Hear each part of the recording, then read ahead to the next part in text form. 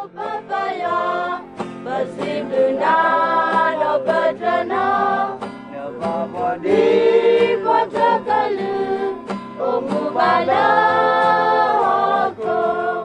Sunday morning at this refugee camp in Thailand.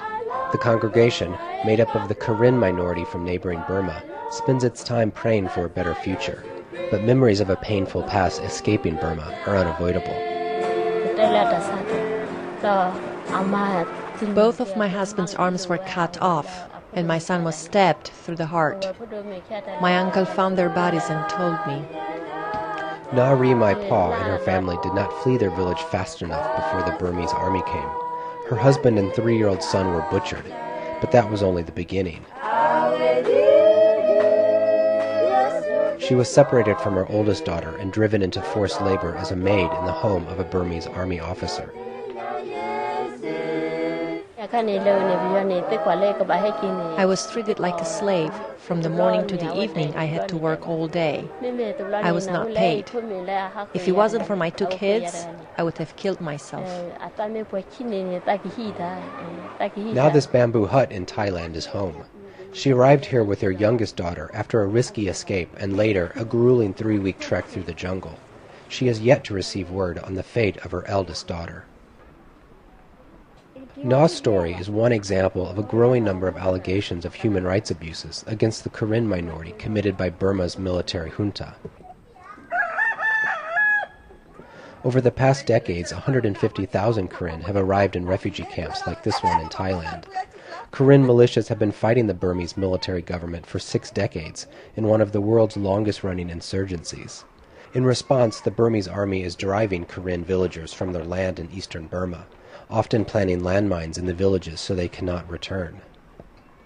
You have a regime who has been denying all international attempts to bring reconciliation to the country, who are hell-bent on eliminating resistance without making any political concessions. That's what it's about. In doing so, they're using brutal methods with horrendous human rights abuses. Ann Dunford says it's all getting worse. This year has been probably the worst year since 1997. And if the worst predictions are true, it could be the forerunner of an even worse year to come. In order to get a better sense of why the situation is deteriorating, we journey across the border into Burma, where fresh waves of Karen villagers are fleeing a new offensive by the Burmese military. Officials estimate that 20,000 Karen have been displaced this year by the new offensive. Many of those are foraging in these jungles as they make their way east towards the Salween River that marks the border with Thailand. We arrive in Burma at the E2 Ta camp, one of the few areas still controlled by the Karen militia. Over the past 7 months, more than 1,500 desperate villagers have fled here seeking refuge. Hundreds more are arriving every month, each with their own harrowing tale of escape. The soldiers burned down everything that we left in our village. Ha Ne Tha left her home just in time.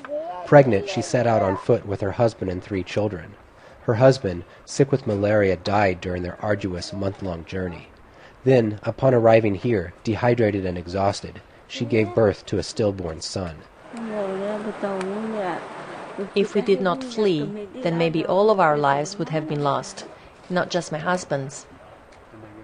Although now safe in the camp, her troubles are not over. Her 2-year-old son is now sick, his belly swollen.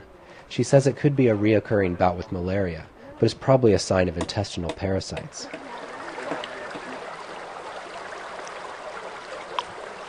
The people lucky and strong enough to make it this far are managing to carve out a basic existence. They bathe and wash clothes in the creek. Drinking water comes from wells dug by hand. International aid groups send in food from Thailand each month. Families are then responsible for picking up a month's supply of rice at the river and carrying it back to their huts, no matter their condition.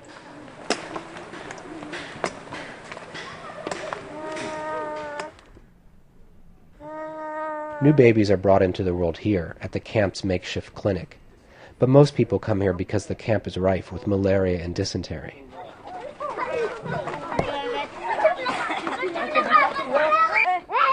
Although a pickup game of soccer has all the trappings of normal village life, it is still dangerous here. The nearest Burmese army post is only 2 hours away on foot. And villagers say they have more to fear.